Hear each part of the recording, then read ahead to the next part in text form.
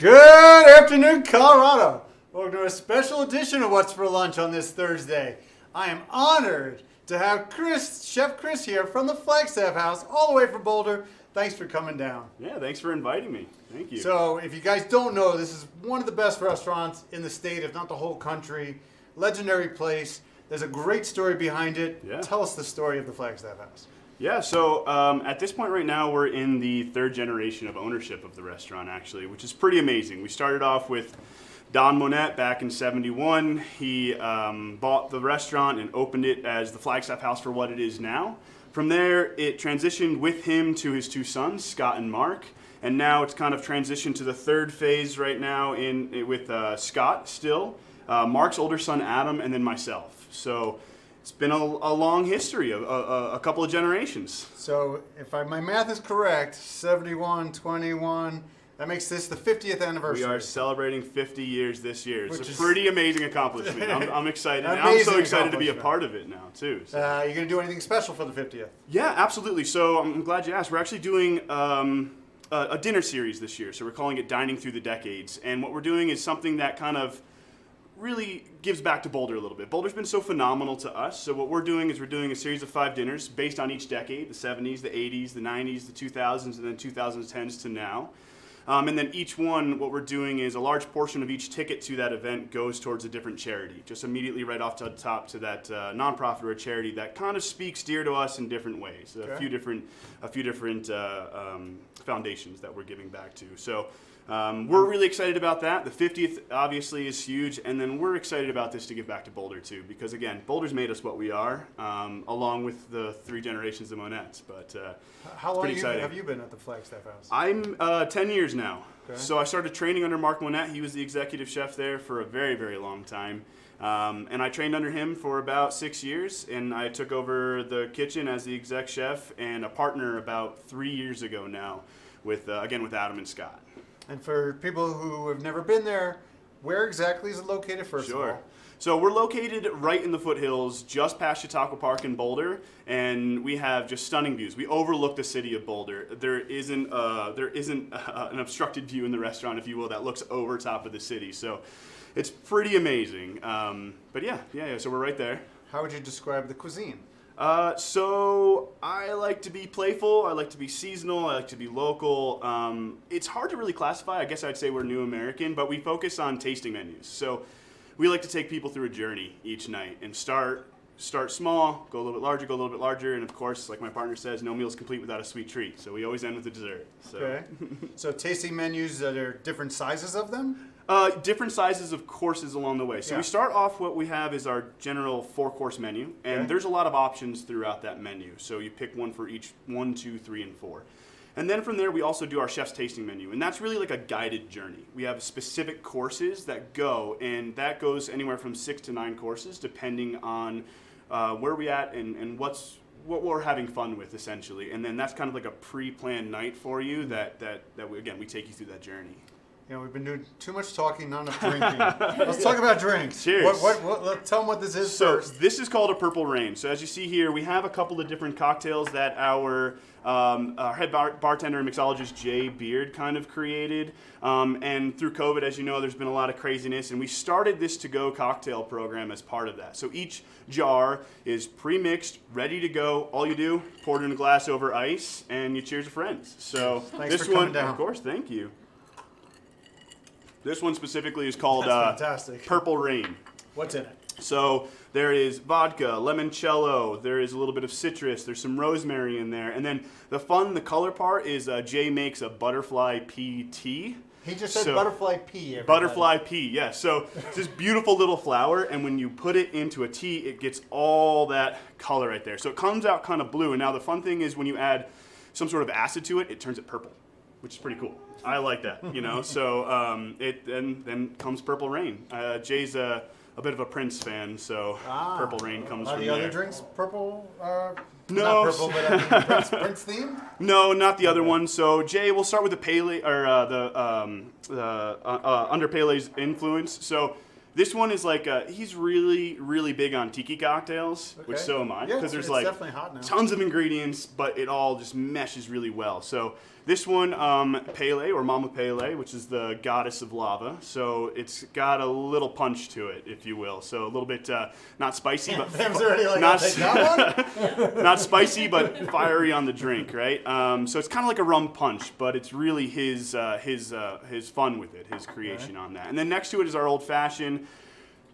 Everybody does an old fashioned, but we're pretty particular about our old fashioned and the ratios on how we do it, how we mix it, the whole process. And it's something that really Adam, the general manager, who was a bartender at one time, again, he started the restaurant when he was 7 years old. Man. So it's like he's been there for a long time. So when he was a bartender, he actually started this, and now Jay has worked into it to start to recreate it on his. So not the original old fashioned, but the way that we do our old fashioned. Okay. So Let's get into food. Some food, please. This is some gorgeous, complex dishes.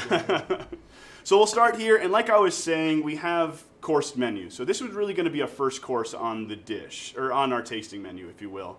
Something to start. So light. This is all vegetable, and it's all spring. Springtime is amazing. So really focused around ramps, fresh charred ramps. There's a pea puree, English peas, poached morel mushrooms, green almonds, which is a really, really fun ingredient.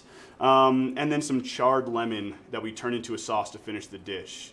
That's it. That's it. I'm obsessed with ramps. I picked them as a kid. I grew up in New York, and I used to pick them and forage for them. And so every time they come into season, I put them everywhere I can. I love them. I love them. Most people probably don't know what a ramp is, so can you describe it? Sure, a lamp. Lamp, eat a lamp. That's only one sip so far. No. So a ramp is a wild onion. So it's very specific. It's more like a leek. But what they grow, so it's got this like spicy but sweet flavor to it. Think of it somewhere between like garlic, a leek, a scallion, and then like a sweet pearl onion, somewhere between there, and it's got this leafy green that's just beautiful. So, I mean, yes, this is not something you even want to eat. Like you want to put this up on the wall and put a frame around it. So this is our foie gras. I love foie gras, and I love to play around with different things. So this is kind of like a sweet and savory dish. Again, really focused on spring, strawberries, rhubarb, black pepper, and foie gras.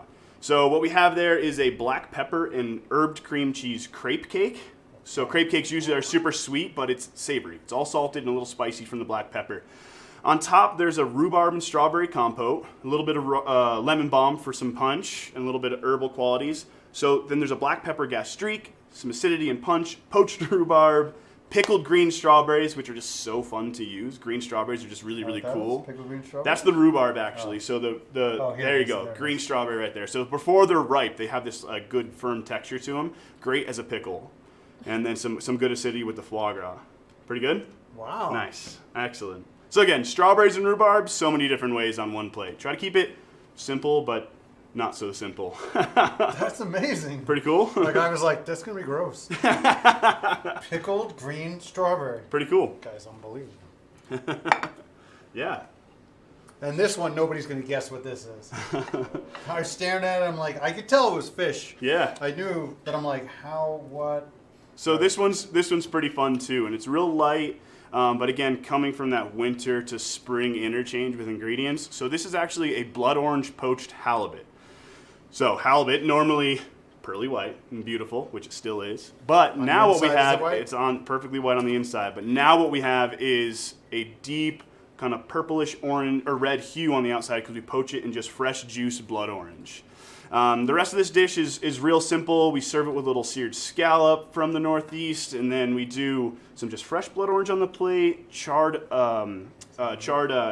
fennel and artichoke hearts, and then a little bit of basil puree on the bottom. Again, simple, but just kind of fun. Yeah, I'll stay right here. I gotta cut that open. Yeah, please. It's really fun and something I just had a little bit of fun with to try to like do something different right there. On. So pretty cool, right? Did you get that? Everybody get that? On all the cameras out there. Kim, did you get that? I'm gonna get it. Yeah. And look how moist that still is. All the way from Boulder. All the way from Boulder. Oh yeah. Pretty impressive, Chef. I'm glad you like. That's what I'm gonna be eating in a second. Actually, beautiful. I'll leave it over here. Just keep that to the side. And then of course the sweet treat. So this is one of our desserts right now. Again, a little bit of blood orange, real simple. So we have a vanilla and ginger cheesecake. On top, there's a blood orange compote. So what we do is kind of make a marmalade and then just quickly blend it and juice that out. And then we set it to make it into a gel. So it's like marmalade, but super smooth. Some fresh blood orange again, and then a ginger mousse. Just, again, simple. Just a couple of flavor profiles. We don't want to go too crazy. Just want to highlight what each ingredient is. I love cheesecake, so I usually keep one on the menu. I never want to say anything's the best, but there's certainly in the running for the best food, looking-wise, we've had on this show. That's for sure. Very impressive, I appreciate especially bringing it from there, assembling it here. What are your hours these days? So we do dinner service. Right now we are closed on Mondays, but starting in May we start to reopen on Mondays. Through the winter we usually close. But we do dinner service starting at about 5:30 each day, and we run through till about 9 to 10 o'clock depending on the day. We don't do any daytime hours right now except for brunch. We do Easter brunch, which we just passed, but Mother's Day we do a brunch as well, so that's right around the corner. Can you still get a reservation? Okay. Yeah, Make your reservation for Mother's Day. This will blow your mom away. We definitely highly recommend reservations, but if you want to come up for a cocktail, feel free. There's a lot of fun things across the menu to explore. We have an exquisite wine list. We've had the Grand Spectator Award since 1983, and we've had it every year since then. So if you like wine, it's the place to be. Any award that you can think of, they win it, right? Forbes, right? Yeah, Forbes. Diamonds. So currently we're at 4-star 4 diamonds with Forbes and AAA. And again, we've had the Grand Spectator Award since the early 80s. It's really a testament to the way that Don built our wine program to begin with, and kind of his fun and everything that we've done along the way to hold on to it. And then if you're looking for a place for weddings, still the place? Oh, yeah. Right. It's the place to be. Yeah. So we have lots of different, we have multiple dining rooms. So we can have a wedding or a party that would buy out the whole restaurant, or individual dining rooms. There's really a lot of different sizes that we have. And the views from the patio, the views from the inside dining room, it really makes for some pretty amazing wedding pictures. Yeah. So it's the place to be. Anything else before we go, Chris? Before I get a bite of this? No, I think we've covered it. Like I said, we're celebrating 50 years this year. Yeah, so we're really excited about that. That's one of our big focuses this year, and we look forward to having a really amazing year after all this COVID stuff. Perfect bite should have what elements? A little bit of everything. You get a little basil, a little citrus, a little bit of artichoke. Okay. Yeah. Well, this isn't going to happen now. It can be a little messy. That's all right. I got a little bit of everything. Really an honor. Thank you so much for coming in. It really means a lot to me. Yeah. Thank you. We'll see you all tomorrow for another episode of What's for Lunch. Check us out on our website. I haven't told you guys this. This show now, after we're done, goes on our website, Our Community Now. Check out our website, Our Community Now. All these episodes are on there, and tons of articles about what's going on in Colorado. Tomorrow we got Blue Moon Rhino. Let's eat. Cool. I'm out. Holy shit.